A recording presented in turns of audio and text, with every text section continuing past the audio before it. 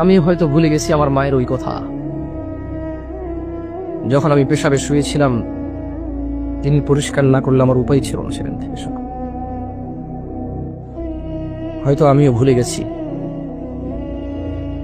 আমি পড়ে গেছি, তিনি আমাকে না তুললে আমার পুরো গায়ে কাদাযুক্ত থাকতো। আমি হয়তো ভুলে গেছি সিঁড়ির কাছে আমি এসেছি, তিনি সব কাজ ফেলে এসে আমাকে করে না নিলে আমি সিঁড়ি থেকে পড়ে মাথা ফেটে অথবা দাঁত ফেটে মারা যেতাম। হয়তো বক্তা হিসেবে আমিও ভুলে গেছি সেই কথা, যে আমার মা নিজের জন্য ডাল আর ভাতের ব্যবস্থা করে আমার জন্য গরু দুধের ব্যবস্থা করেছিল, যাতে আমার পুষ্টি হয়।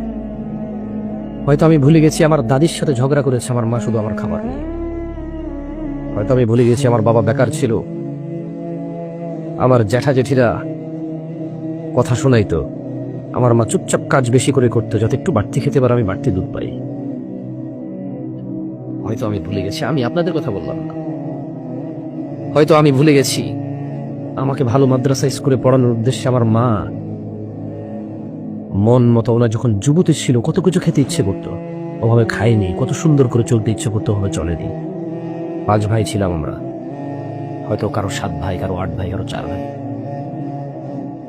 ভুলে গেছি সেদিনের কথা, যেদিন পেশাব করতে গেলে ভয় লাগতো মা ছাড়া।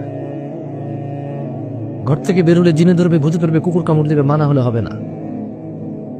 সেই দিনের কথা হয়তো আমিও ভুলে গেছি, কিন্তু আল্লাহ নবী সাল্লাল্লাহু আলাইহি সাল্লাম ভুলেননি।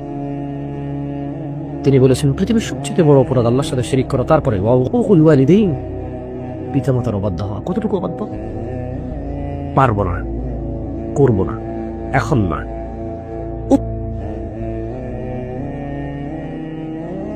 এইটা পর্যন্ত অবাধ্যতা।